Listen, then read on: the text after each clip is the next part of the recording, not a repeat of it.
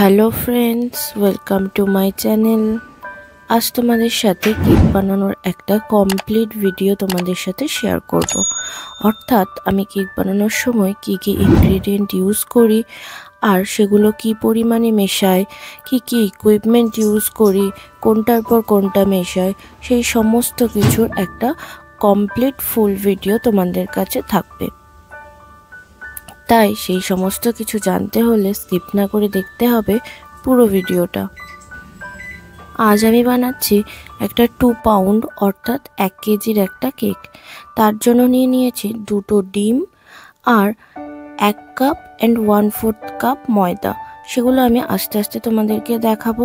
আর তার সাথে নিয়ে নিয়েছি চিনির গুঁড়ো, অর্থাৎ মিক্সিতে চিনিটাকে গুঁড়ো করে যে মিহি পেস্টটা আসবে সেটা, আছে দুধ, সাদা তেল, বেকিং পাউডার, বেকিং সোডা। প্রথমেই দেখলে আমি টুটি ফুটি কেক বানাচ্ছি, তাই নিয়ে নিয়েছিলাম দোকান থেকে কেনা টুটি ফুটি। এটা দেখো 1 কাপ, এটা 1/4 কাপ, আর লাগবে 1 টিস্পুন এবং 1/2 টিস্পুন, আর একটা থাকবে 1/4 টিস্পুন এবং 1/8 টিস্পুন। এই 4টে মেজারিং কাপ দিয়ে আমাদের কিন্তু কাজটা হয়ে যাবে। আর তার সাথে রয়েছে এই ব্লেন্ড করার এই মেশিনটা। এটা মাত্র 300 টাকা দাম, তোমরা ফ্লিপকার্টে পেয়ে যাবে। আর এই ছাঁকনিটা অবশ্যই লাগবে সব ড্রাই ইনগ্রেডিয়েন্টসগুলো ছাঁকার জন্য। এরপর আমি একটা প্লাস্টিকের বোলের মধ্যে নিয়ে নিলাম 2টো ডিম। এই 2টো ডিম নেওয়ার পর এটাকে ভালো করে ব্লেন্ড করতে হবে, এবং কতক্ষণ করতে হবে সেই পুরো ভিডিওটা আমি কিন্তু তোমাদের সাথে শেয়ার করেছি। যে এটা ব্লেন্ড করার পর কখন আমি ছাড়বো, সেই পজিশনটা কীরকম হবে সেটা আমি তোমাদেরকে ভিডিওতে দেখিয়েছি। তাই স্কিপ না করে পুরো ভিডিওটা কিন্তু তোমাদের অবশ্যই দেখতে হবে।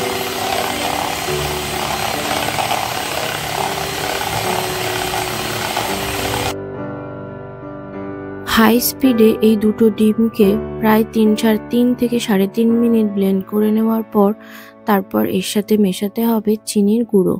এবং চিনির গুঁড়োটা মেশানোর সময় অবশ্যই তোমরা ছাঁকনিতে ছেঁকে নেবে। কেন কি, যতই তোমরা মিক্সিতে পেস্ট করো না কেন, চিনির গুঁড়োর মধ্যে কিন্তু ছোট ছোট দানা থেকেই যাবে। আর এই দানা থাকলে কখনোই কেকটা কিন্তু ভালো হবে না। দেখো, ব্লেন্ড করতে করতে আমার ডিমটা কিন্তু প্রায় সাদা হয়ে এসেছে। এর থেকে আমি বুঝতে পারবো যে ডিমটা ভালো করে ব্লেন্ড হয়ে গেছে। এটা প্রথমে ইয়েলো ইয়েলো লাগছিল, তারপর এটা কিন্তু সাদা হয়ে গেছে। কেন কি, এতে আমি চিনির গুঁড়োটা মিশিয়ে দিয়েছি।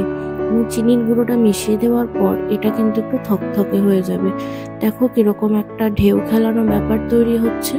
ব্লেন্ড করার সাথে সাথে যেখানে মেশিনটা ঘুরছে ঠিক তার চারপাশে কিন্তু একটা সাদা সাদা ভাব হয়েছে।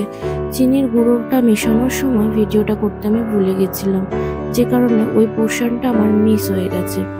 এই যে ব্যাটারটা দেখছো, এটাতে কিন্তু চিনির গুঁড়ো অলরেডি মেশানো হয়ে গেছে। এরপর আমি এতে দিয়ে দিলাম 1/2 কাপ মতো সাদা তেল, আর দেব 1/2 কাপ দুধ। দুধটা কিন্তু ফোটানো দুধ হলে হবে না, দুধটা কাঁচা থাকতে হবে। সেই অবস্থাতেই কিন্তু এই ব্যাটারে দিতে হবে। আর এর সাথে মেশাবো কয়েক ফোঁটা ভ্যানিলা এসেন্স। সেটা তোমরা নিজেদের টেস্ট অনুযায়ী দিও, যে তোমাদের গন্ধটা ঠিক কতটা ভালো লাগে। তো ওই 4-5 ড্রপ দিলেই কিন্তু এনাফ।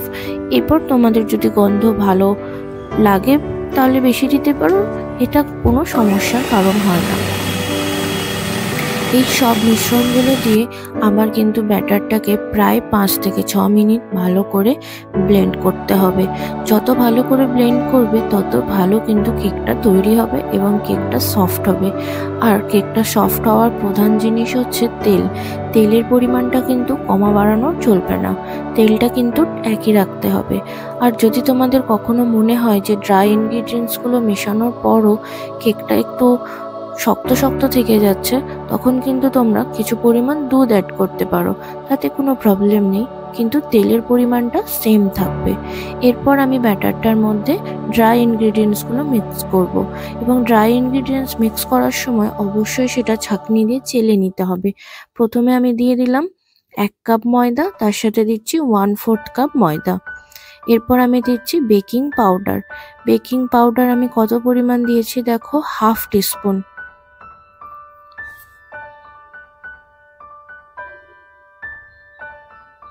দিয়ে দিলাম হাফ টিস্পুন বেকিং পাউডার, এরপর দেব বেকিং সোডা, এটারও পরিমাণ থাকবে 1/4 টিস্পুন।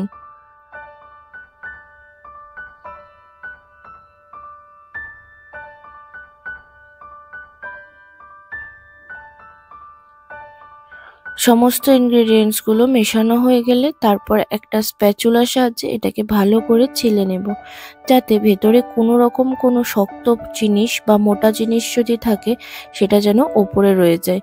আর এই জিনিসগুলো যদি ব্যাটারের মধ্যে চলে যায় তাহলে কেকটা কিন্তু কখনোই স্মুথ হবে না।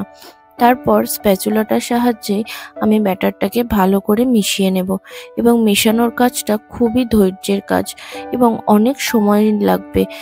কেন কি এই ব্যাটারটাকে ভালো করে মেশাতে হবে। যদি আমরা মেশানোটা সঠিক না করি তাহলে কিন্তু কেকটা একদমই ঠিকঠাক তৈরি হবে না। এই ব্যাটারের মধ্যে কোনো রকম লাম্পস থাকা চলবে না। যদি লাম্পস থাকে তাহলে সেই জায়গাগুলো কিন্তু শক্ত হয়ে যাবে, আর যদি কোনো বাবেল থাকে তাহলে কিন্তু সেই জায়গাগুলো ফাঁকা হয়ে যাবে। সে কারণে আমাদের কেকটা মেশানোর সময় কিন্তু এই ব্যাটারটা মেশানোর সময় আমাদেরকে কিন্তু খুব সাবধানে ধৈর্য নিয়ে করতে হবে। দেখো, আমার মেশানোটা প্রায় কমপ্লিট হয়ে গেছে, এর মধ্যে কোনো রকম লাম্পস আর নেই। এরপর আমি এতে দিয়ে দিলাম টুটি ফুটি। এগুলো আমি বাজার থেকে কিনে এনেছি, তো যতটা পরিমাণ তোমরা দিতে চাও সেই পরিমাণে দিতে পারো, এর কোনো মেজারমেন্ট নেই। এবার কিছুটা টুটি ফুটি আমি ব্যাটারের মধ্যে মিশিয়ে নিলাম।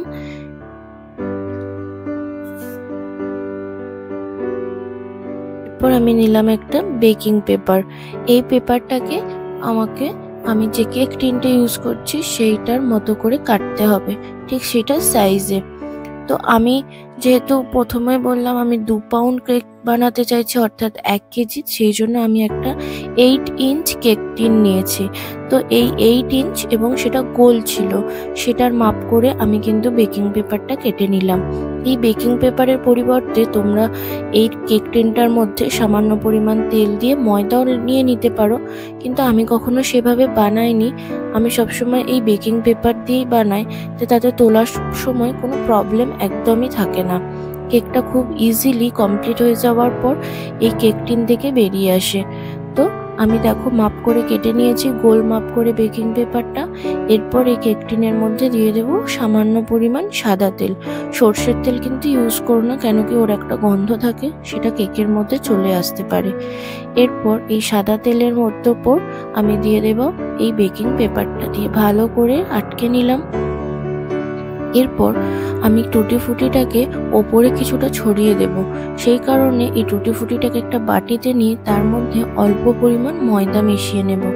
যদি ময়দাটা না মেশাই তাহলে এই টুটি ফুটিগুলো কিন্তু কেকের উপরে থাকবে না, তলায় চলে যাবে। তো সেই জন্য এই টুটি ফুটিগুলোকে যদি কেকের ওপরে রাখতে চাও, বা যে কোনো তোমরা যদি ড্রাই ফ্রুটস ইউজ করো বা যা কিছু ইউজ করো না কেন, সেগুলোকে যদি কেকের ওপরে সুন্দর করে সাজিয়ে রাখতে চাও তাহলে অবশ্যই তার সাথে কিন্তু ময়দা ইউজ করতে হবে। যদি ময়দা ইউজ না করো তাহলে সেগুলো কেকের ভেতরে চলে যাবে আর ওপরের এই সৌন্দর্যটা আসবে না। তো সেই কারণে আমি কিছু টুটি ফুটিকে ময়দার সাথে মিশিয়ে রাখলাম। এবার ময়দার সাথে মেশালে কিছু বেশি তো হয়ে যেতেই পারে, সেক্ষেত্রে কিন্তু তোমাকে ওটাকে ছাঁকনি দিয়ে চেলে নিতে হবে। ছাঁকনি দিয়ে চেলে নেওয়ার পর তারপর তুমি ব্যাটারের ওপর এটাকে ছড়িয়ে দেবে সুন্দর করে, যতটা পরিমাণ তুমি দিতে চাও। আর এখানে আর একটা কথা বলে রাখি, অবশ্যই কেকটাকে ঢালার পর তোমাদেরকে কিন্তু একটু ঠুকে নিতে হবে জোরে জোরে মেঝের ওপর, যাতে করে কোনো রকম বাবলস না থাকে।